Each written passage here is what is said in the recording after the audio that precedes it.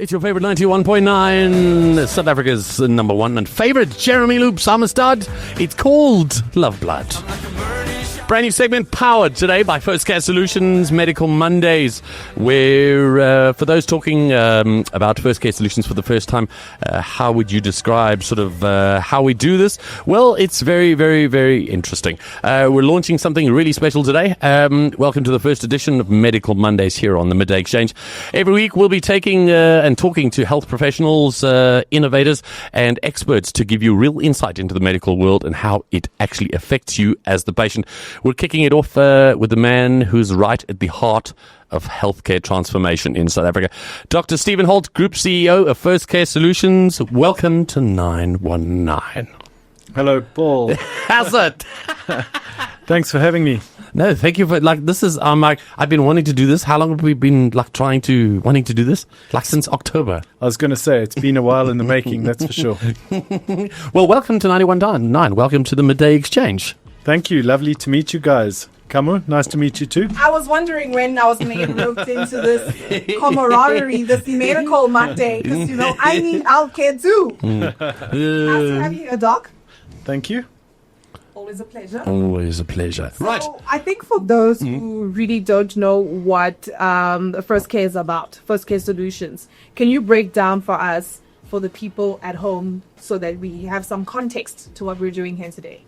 Yeah, that's great. So we're actually a group of companies. 𝗏𝗃𝗃𝗃 is a group of companies that has a couple of medical practices and a couple of other companies. And together we operate primarily in the emergency medicine space. We manage emergency departments in the private sector for private hospitals. We do medical training for the public and for professionals. We also do medical administration.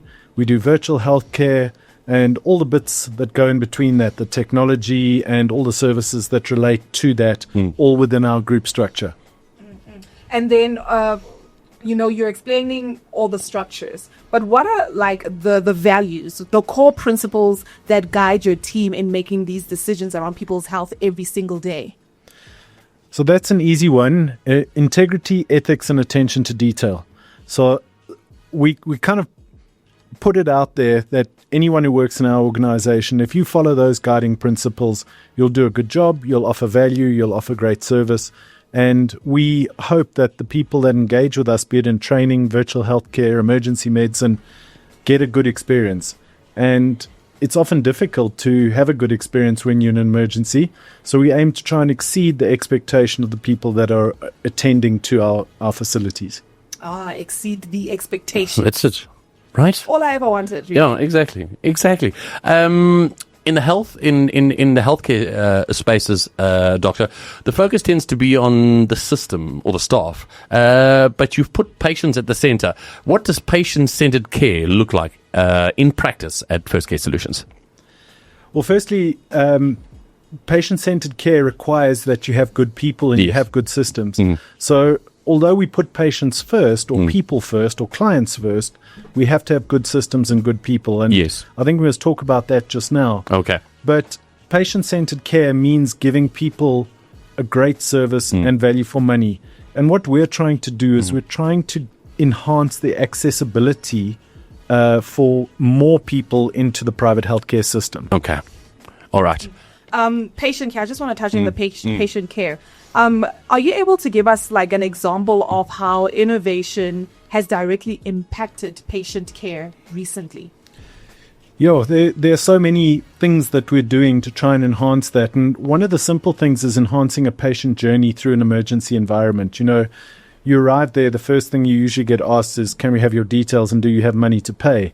And we're trying to enhance that system by smoothing out that pathway for people, making sure that they understand what's going to happen, understand and create the environment that is conducive to having a good experience. And then we've put in tools as well. So things like we use a tool called 𝗏𝗏𝗏𝗏, and what that does, our doctors no longer have to write notes. I was about to ask, what is 𝗏𝗏𝗏𝗏? It's very cool. The doctor just speaks either into their device or into a laptop, and it captures all the information, puts it into a proper clinical note. AI puts it into the right format. The doctor checks it, and they don't have to spend more time sitting there writing notes. And that gives the person, the doctor, somewhere between 5 and 7 minutes more per consultation with the person. So you can spend a little more time in these very pressured emergency environments with the person explaining what's happening. And you know what it also helps with? Just a personal thing that happened to me actually during December. My grandmother, her hand, she's like 94, so, you know. I don't have to explain. And so she's got arthritis, and literally her right hand, and she's right-handed, was non-functioning, swollen, just nothing was working. And my mom at the time was out of town, and I was the only one that could take my grandmother. But I don't know my grandmother's details. She was born in 1934 or something. And just having to fill in, and there's certain things I couldn't fill in on her behalf, like the signature or whatever, because she couldn't even make the X. So I guess it also helps with the elderly in that instance. Yeah, so certainly for the journey side of things, to try and smooth that journey, we use all sorts of tools. But once you get into that consultation, to be able to sit across the table, across the bed, and look the person in the eye and have a conversation, rather than sitting focused on writing your notes so you have everything documented appropriately, it's just so much better for the patient in that environment. And, you know, apart from obviously the 𝗪𝗂 and all this innovation, I think it's also important to have the human part of it, because humans still also work in the space of medicine. I wanted to know, you know, what kind of people do you look for when building your team? You know, what are the qualities that are non-negotiable for you? So that's a great question. I'm quite a gentle guy, but I am quite difficult when it comes to the people that work with me. And I think most of that stems from the reason that we demand excellence of our people, and sort of second best is not good enough when it comes to the quality of service that you deliver. So we demand quality. We don't tolerate tardiness. We don't tolerate laziness, and we expect that people are customer service orientated. Those are kind of the basic things. If you do that, you can always, I use the word get away with. You can get away with more as a human being if you are diligent, and even if you are not as knowledgeable potentially as you need to be, if you have the right frame of mind and you have the right attitude of always wanting to help someone, you can always ask for help. You can always get help.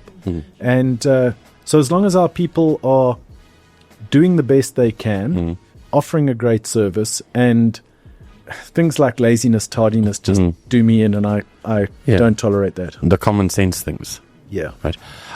We were talking about how professional and sort of all these things, and I wanted to add a side note that a couple of months ago, actually it was close on 6 weeks, almost 8 weeks ago, I had a very positive experience at Sandton Mediclinic. My fiance took one look at me and she said, there is absolutely no ways you are going to work. I couldn't breathe, and I went straight to Sandton, walked into the ER, they triaged me, and it was such a smooth and positive experience. And I suppose that is a tribute to just how your staff is chosen, how they are trained, and how they are put in the right places, correct? Look, inherently, I want to say that medical people are generally good people. They are there, they want to help, they're never trying to do the wrong thing. But what we encourage with all of our people is just to talk to people and listen, and let them hear you and you hear them, and you'll be able to offer a great service.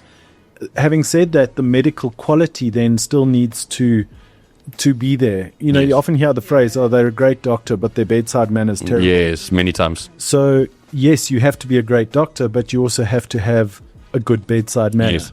And I think that's what we try and, that's what we support, that's what we encourage, that's what we measure. And I think over the years, we've built up this credibility in our organization that people inherently are trying to do good. Absolutely. There's a lot of talk around the future of healthcare, digital platforms, virtual consultations, AI diagnostics. Where does First Care Solutions fit into this evolving picture? Gosh, what a time we live in. Right. There are so many things that are coming into play right now that just weren't available or haven't been possible up until now. So virtual healthcare has only been really legalized in its truest current format since the second or third week of COVID. Yes. From then until now, the evolution has been dramatic. I mean, AI has just come into the fore, the technology, Yes. the signal coverage, the data, all of those things. Everything's kind of coming together now. Yeah. And what that's doing as this rapid technological evolution happens, and it's just going to speed up, as that happens, so suddenly we have more tools at our disposal to be able to do things virtually much more affordably, much quicker, much more from the comfort of your own home. And that's what really excites me about the future, is we're sitting on the cusp of being able to deliver world-class healthcare at a fraction of the cost to more people right now. I noticed that, again, I was on your website the other day and looking at how the virtual consultations and sort of trying to figure out how the whole thing works. And it's quite incredible how when somebody gets through to chat to a doctor, by the simple use of the camera lens, all your vitals are picked up. Yeah. That is, just quickly explain that to me, guys. That's phenomenal. So there's a really big word called photoplethysmography. I'm not going to try and say that. I have to get that out. It's essentially a colorimetric reading, and what it does is it measures the blood flow in your skin from a facial video for 60 seconds. And what that does, it then takes it, puts through, does a number of calculations. It measures your heart rate, your respiratory rate, and then a number of calculated metrics. And it gets all of that in 60 seconds from a facial video. Wow. And that's incredible. From your face. Yeah. And it gives the doctor then a sort of contextual understanding, or an objective contextual understanding of your current condition. And there are a whole lot of calculated parameters that then are AI driven from that, that further sort of make the consultation even more rich. And because of that, you're even you're just able to get more out of it than you could before. And then recently they've added a couple of things where you can now get blood sugar, hemoglobin, cholesterol, crazy, oxygen saturation. That is all wild. Of that. So imagine being able to do that for people who can't travel, people who can't afford to normally come in. It's safe at night. You don't want to get out of bed or bring your kid out at night. You can do this. It's so cool. No. It really just changes the game. Man, that is special. We're going to take a little music break. Yes, I was about to say that. Yeah, because we all sound like we need a sip of water. When we come back, we're going to talk a little bit about how First Care sets itself completely on another level from the rest of the healthcare providers. We'll do that on the other side of this. We are, because what This is healthcare what is we're doing right now is waiting for the world to change. Medical Mondays, powered by First Care Solutions. What you got? Come on. So, Doc, we spoke about the type of people that the qualities that are non-negotiable, right? But you also work with like a number of different, other hubs of medical care, so to speak. I want to talk about your leadership style. Where does it fit into the big puzzle? Because you also mentioned you're such a cool, relaxed sort of person, and off air when you were outside, I was like, oh, doctors are so intense. And it's like, no, he's cool, and how does that make it make the whole thing sort of work, your leadership style? So, firstly, I'm passionate about what we do. So I really believe in it. And if we go right back to the beginning, I've been doing this now started the business nearly 25 years ago. And when we started, emergency medicine was just becoming a thing. And what we noticed is that if you were treated in certain central areas, you would get good treatment. And if you were treated more peripherally, you kind of took your chances, because there may have not been a doctor there. There may have been a junior. There may have been someone who was not even an emergency doctor. Or there weren't really even emergency doctors then. There were just people with experience. Yes. So if you got an inexperienced person, it was a problem. And so what we set out to do then was to make a difference by creating consistency across as many places as we could. And that has kind of just flowed through now into the other businesses that we do, whether it is training or whether it's virtual healthcare. It's still the same thing. We want to produce quality consistently. Absolutely. And that requires rules, regulations, guidance, policies, Governance, process, all of that sort of thing. Exactly. It requires good governance. But by being passionate about it, and I mean, you say I'm a cool guy. I'm not really. I'm a bit of a nerd. But You're not really. We all know after school they score the hot girl. Yeah. so, The Star Wars guy. So what I try and do is be very invested in the business, be very sort of engaged on the ground. I don't practice a lot of medicine nowadays, but I certainly am involved and visit all the emergency units and talk to everyone, administrators who do our accounts. I try and engage with them as much as possible. The virtual healthcare doctors, or everything. I mean, it's about being involved, and I think there's a word for it. It's like servant leadership. You get involved. Yes, that's it. By doing it yourself and by being involved as much as possible, people understand you and respect you. Yes, correct. Would you say being that involved, apart from the collaboration and the innovation, is basically what sets you apart? You know, especially for somebody who's listening now and considering being a patient of yours. So it's a difficult question. I think I can't be there to do everything for everyone. I certainly can't. And I have a wonderful team. We've sort of over 400 people. And what we've created is, I hope, the sense among our people that, you know, let's do it like that. Let's deliver the great service. And if I can instill that in more people, then I'm going to get a better consistent result across the board. That's it. Okay. Right. In terms of a leader in healthcare, how do you personally stay grounded, and how do you ensure the organization stays aligned with its original purpose? It's consistency, I think, is the major thing. I don't think I've had a day off, a sick day in 20 years. How could you have a sick day? You know how to treat yourself. It's like me losing my voice. I can't afford to. You come on, you just got to show up. Even if you... So I think being there consistently, having the same message, having the same consistent message that quality is what we do, exceed expectations, and staying grounded will, you know, in healthcare, as soon as you think you know everything, something will catch you out. And as long as you leave your ego at the door, and everyone is the same and everyone is equal in healthcare's eyes, then you get along and you stay grounded. Absolutely. To just bring our conversation to a wrap, right? Looking at 5 years ahead, what is the boldest vision for First Care Solutions, you know, and the people that it serves? What's next on the charts? Sure.